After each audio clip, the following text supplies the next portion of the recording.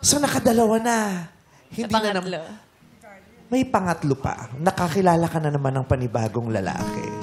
Pero bago kayo magkakilala, anong sinasabi ni nanay sa'yo, ni mami, na nakadalawa ng proposals, nakadalawang engagements, hindi natutuloy?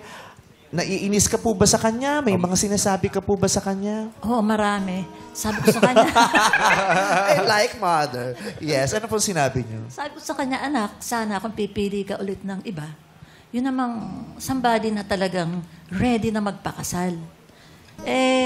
Nung tinanong ko naman yung guy, yung third, sabi ko sa kanya, kailan na ba papakasalan yung anak ko? Sagot sa akin, Umpisa pa lang yan, nung nangyari. Di ba yun ang nakakatakot pag kasama yung nanay mo? Yung nanay mo pwede mag-overshare, nakakabahan ka. sagot sa akin, tita, mga 5 years po. Ha? Hindi naman kayo bumabata. Ikaw bata ka pa, yung anak ko hindi na. So, kung talagang papakasalan mo yung anak ko at ready ka na, siguro it's about time na makasal na kayo. Pre-measure mo din, mother. Hindi naman. Ano lang niya yun? Reverse psychology niya yun. Sinabihan ko lang kasi alam ko mahal na mahal siya ng anak ko. Mahal na mahal siya eh. Ang sa akin kasi, failed na nga yung 2 relationships. So sana naman maging successful na itong third. Oo, at saka... Talaga ba? Sabi niya, talaga ba? Bakit parang siya ba siya bang nakasira? Sabi niya, talaga ba? Gusto mo talagang mag-success? Approve ba siya talaga noon, Diana? I'd say, yung ano naman, yung pangalawa, katulad ng pangalawa, meron clear reason eh. Hindi ako confused kung bakit. Nung naghiwalay kami, nung na-finalize, ang reason niya was, he didn't want to be the breadwinner. So, yung mga ganong usap, I think, mas seryoso nyo na pag-uusapan before kayo ikasal. Which I learned my lesson now. You should be talking about those things early on. Ano bang gusto nyong set up? Are you the kind of man who's willing to be the provider? Are you ready? Or ano bang ina-expect mo sa akin as your partner, as your wife? Yung nangyari sa pangalawa, yun ang reason niya kung bakit. So, Hindi siya ready maging breadwinner. ayaw niya. Ayaw niya na siya ang Yeah. breadwinner. Ayaw Double niya. income Ilang taon na dapat. ba siya? Kung Siguro mga 2 years. 16 underage. Underage, mapapakasal. Anong gusto niya? Double income yung household niyo? Or Kanya-kanya kayo ng expenses. Hindi naman niya in-specify kung Ayaw ang paano. bread. Cake winner ang gusto niya. Ayaw ang breadwinner. Gusto mo akong cake winner. Breadwinner. Kasi parang from the beginning naman ako in a relationship, I'm just being real all the time.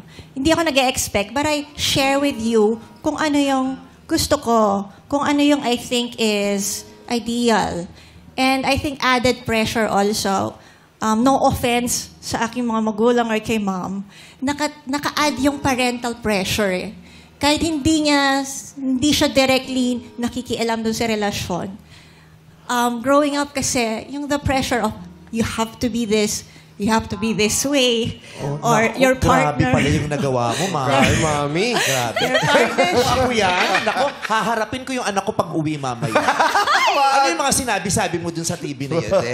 Joke lang But po. I know naman, it's out of love. Diba? Yeah. It's all out of love. But I think, personally lang, naka-apekto rin sa akin on how I treated my partners.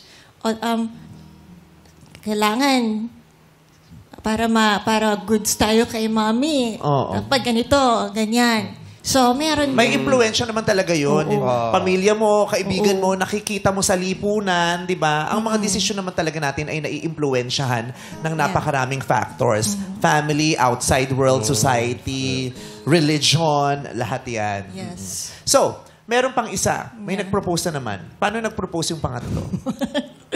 Yung pangatlo, Saan? ito yung, kasi recent lang siya eh.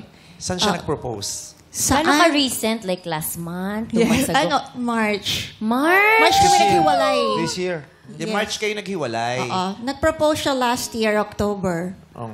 Saan? Saan? Sa Ferris wheel sa MOA. Sunset ba Oh. It's evening when he did Hindi, 4:30. Ang init nun. Nandoon sila. Ang ganda kasi ng Tirik na araw, yung 75 ang heat index, inaya siya sa Ferris wheel. Yung kaputo ka na ganun. Tapos huminto sa taas. Binigay yung sing-sing. Alam mo ko ng bad trip. Lalaglag, tol. Paano mo Sapa naman. Ang Doon sa ganda kasi Ferris natin wheel. May sa aircon naman sa sunset. loob. Pero sa pelikula parang ang sweet nun eh, di ba? Ano. Tsaka ang ganda mo nun sa Ay, sunset. kami ni Ay, nag-Ferris wheel dinner din tayo ng anniversary natin. Saan? Ano no? Saan? Sa EK. Oo. Punta ka na EK. Enchanted Kingdom. Alam mo yung EK? Ano EK? Anong Enchanted Kingdom? Ano ba EK? Eat Kulaga. Eat Kulaga. Pumunta sa kabilang station. Pa-celebrate naman here. Mga double cuts. So, ayun. Ano So, nangyari? nag-propose kayo doon. Tinanggap mo yung proposal. October. Tinanggap mo yung proposal, pero sadly, mamadaliin ko na yung kwento ha. Pero sadly, hindi na naman natuloy. After 5 months. Bakit hindi na naman natuloy? With the third one, kasi long distance talaga, yun eh. Doon siya based sa US. Yung 1.5 time na kami, 4 times lang siya nakauwi. Well, marami na yun, I think. 4 times siya nakauwi here. So, the challenge there was yung distance. And ultimately, I think communication problem yung naging problema namin. Hindi kami masyadong aligned. Nagtutugma. Oo, marami. Oo, dahil hindi naman kayo laging nagkikita. Long Yes. distance. So, narealize mo, bago kayo magpakasal, hindi kami talaga swak. Maraming bagay na hindi swak sa inyo. Kaya hindi nyo na naituloy. I thought we were... Away kayo ng away, di ba? Medyo madalas, but honestly, I thought we were... not everything was ideal, but I thought we were perfect. But what happened? If you thought it was perfect, Kasi parang 40 na ako, diba? Or 39. At that point, alam mo na wala namang perfect eh.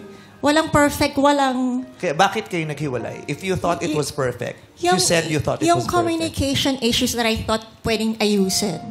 Pero hindi eh.